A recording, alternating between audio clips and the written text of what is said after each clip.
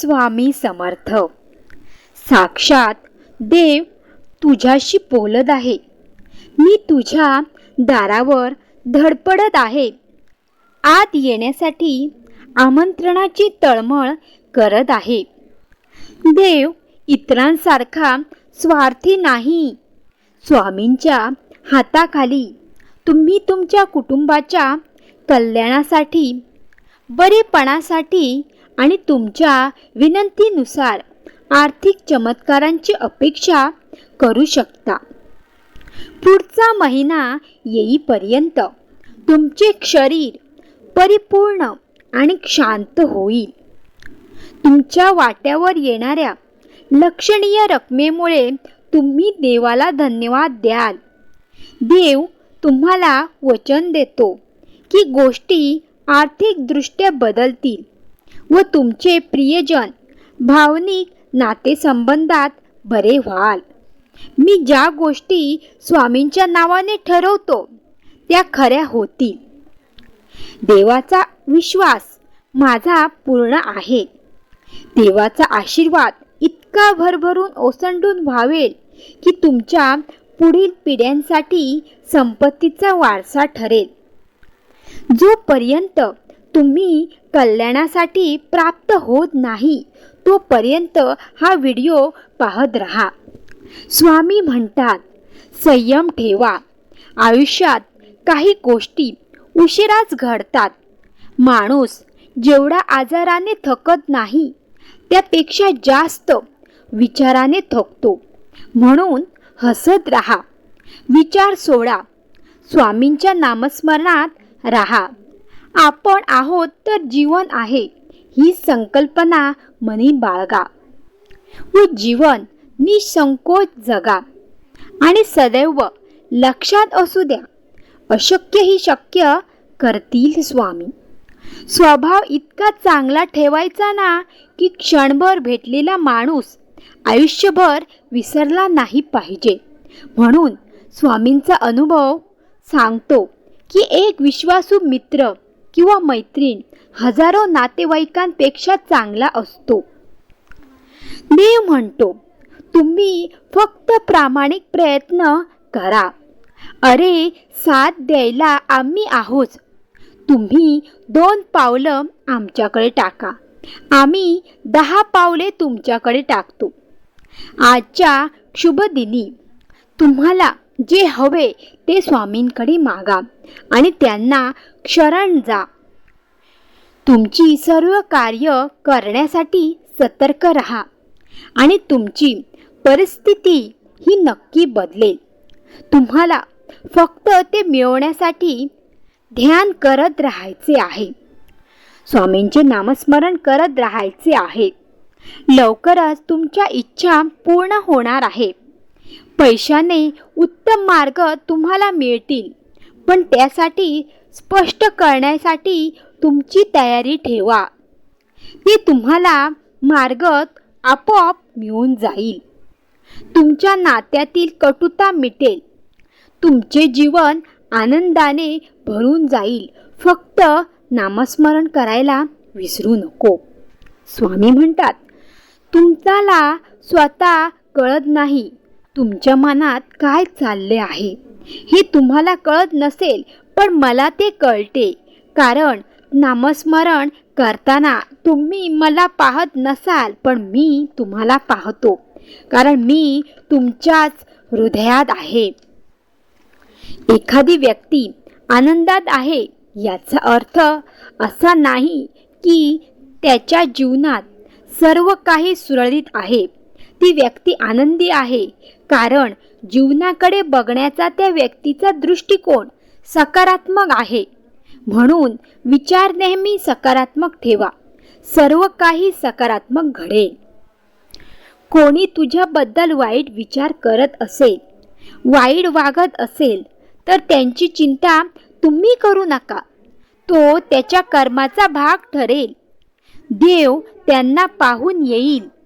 तुम्ही कोणाचा हिशोब करत बसून पापाचे भागीदार बनू नका. जरी आपल्या सभोवतालच्या सर्व गोष्टी आपल्या मनासारख्या घडत नाही, कोणी आपल्याशी नीट बोलत नाही असं वाटत असतानाही आपण सगळ्यांशी चांगले वागण्याचा प्रयत्न केला पाहिजे, कारण परमेश्वराला असे भक्त खूप प्रिय असतात. तुम्ही कोणतीही अडचण असू द्या, इतरांना सांगण्यापेक्षा ती मला सांगा, मी ती एका क्षणात दूर करेन, हा माझा शब्द आहे. आपल्या आयुष्यात काय घडते हे महत्त्वाचे नाही, कारण स्वामी नेहमी भक्ताबरोबर असतात, त्यांना कधीही एकटे सोडत नाही. तुझ्या वेदना, तुझं दुःख न सांगता समजतं मला तू कळतंय तुझं दुःख. आयुष्यात तू काळजी करू नकोस, तुला सांभाळायला मी आहे. कुणाच्या वाईट विचारानं तुमचं काहीच वाईट होणार नाही, कारण तुमचा कर्ता आणि करविता तुमच्या पाठीशी उभा आहे. स्वामी म्हणतात की उपास तापासाची अवडंबन भाजून देवाची मर्जी मिळवता येत नाही. देवाला भक्ताच्या मनातली गोज आणि अंतराचे भाव हे आपसूक समजतात. त्यासाठी लौकिक गाजावाजा कशाला? जसे बीज मनात असते तसेच फळ आपल्याला मिळते. सुखासाठी कोणापुढे हात पसरू नका. वेळ जाईल त्यापेक्षा दुःखाशी 2 हात करा. चांगली वेळ ही नक्कीच येईल. माझा हा निवांत क्षण नसून तुमच्या कर्मावर माझी नजर आहे. जर तुम्ही या मताशी सहमत असाल तर आत्ताच या व्हिडिओला लाईक करा.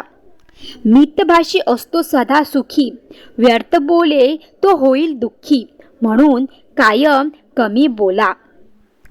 तुम्हाला जर हा संदेश आवडला असेल तर व्हिडिओला लाईक करा आणि कमेंटमध्ये स्वामी आई माझा तुमच्यावर विश्वास आहे असे टाईप करा. स्वामी म्हणतात कधी कधी शांत राहणे, काहीच न बोलणे तुमच्यासाठी खूप फायद्याचे ठरू शकते. सर्व काही माझ्यावर सोपवा आणि एकही मिनिट काळजीत घालवू नका.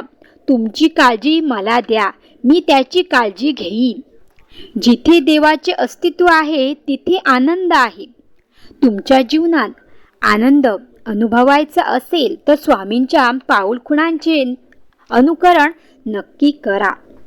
कोणाशीही किती खोटे बोलता, कोणाचा किती फसवता, तरी एक गोष्ट नेहमी लक्षात ठेवा, तुम्ही स्वतःला आणि परमेश्वराला कधीही खोटे बोलून फसवू शकत नाही. तुमच्या सर्व कर्मांचा लेखाजोखा आमच्याकडे हा असतोच. म्हणून जेव्हा आयुष्यात तुम्हाला रडवेल तेव्हा समजा चांगल्या कर्माचे फळ आहे, पण आयुष्य तुम्हाला जेव्हा हसवेल तेव्हा समजा की आता मला चांगले कर्म मिळाले आहे. रागावर नियंत्रण ठेवा. रागात कधीही चुकीचे बोलू नका.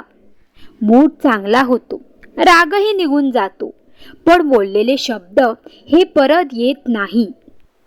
कोणतीही स्वप्न ही नवसाने पूर्ण होत नाही. त्यासाठी मेहनतीचा प्रचंड डोंगर उचलावा लागतोच. सहमत असाल तर व्हिडिओला लाईक करा आणि गरजवंतांना शेअर देखील नक्की करा. भाग्यवान ठराल. मीपणा नको, अहंकारही नसो. ईश्वर हा सर्वत्र आहे. अहंकार मोक्षप्राप्तीसाठी घातक आहे आणि आपण एक मात्र निमित्त आहोत. कर्ता आणि करविता हा तोच आहे. अनेक वेळा सांगितले आहे की कर्माची भीती बाळगून कर्म करत जा. तुमच्या प्रत्येक कर्माचा लेखाजोखा हा स्वामींकडे असतोच. स्वामींना त्यांच्या प्रत्येक भक्त प्रिय असतो. तुमची वेळ येत आहे. तुमच्या मनात जे काही चालू आहे ते आता थांबवा आणि तुम्हाला आता भरभरून आशीर्वाद हा येत आहे असा विश्वास नक्की ठेवा. आयुष्यात आपण किती वेळा हसलो आहे याने काही फरक पडत नाही, कारण प्रचंड स्वामींचे बळ पाठीशी आहे. एक दिवस तुम्हाला नक्कीच विजय मिळणार आहे. तुम्ही जर ह्या मताशी सहमत असाल तर व्हिडिओला लाईक नक्की करा. एक गोष्ट कायम लक्षात ठेवा की तुझं तू तुझ्या जीवनाचा शिल्पकार आहे. प्रत्येक ठिकाणी शक्तीचा वापर केलाच पाहिजे असं नाही. जिथे तुझी शक्ती संपते किंवा जिथे तुझी शक्ती कामाला येत नाही तिथे तुमच्या बुद्धीचा वापर करून स्वतःचा वेळ आणि आयुष्य बदला. आपण जी काही भक्ती करतो ती स्वामींच्या दरबारात, जे काही सेवा करतो ती सर्व स्वामींच्या इच्छेने होत असते. स्वामींची इच्छा असेल तरच होते. त्यामुळे तुम्ही या सर्व गोष्टी नेहमी लक्षात ठेवा. कोणत्याही सकारात्मक विचारांना कोणत्याही प्रकारचे विष मारू शकत नाही आणि कोणत्याही नकारात्मक विचारांना कुठलेही औषध वाचवू शकत नाही. आपले पुढे सर्व आयुष्य चांगलेच होणार आहे असे कायम मनात धरून चला. बाकीचे सर्व काही स्वामी पाहून घेतील. जर तुम्ही या मताशी सहमत असाल तर आत्ताच या व्हिडिओला लाईक करा आणि चॅनलला सबस्क्राईब नसेल केले तर लगेच सबस्क्राईब करून घ्या. धन्यवाद.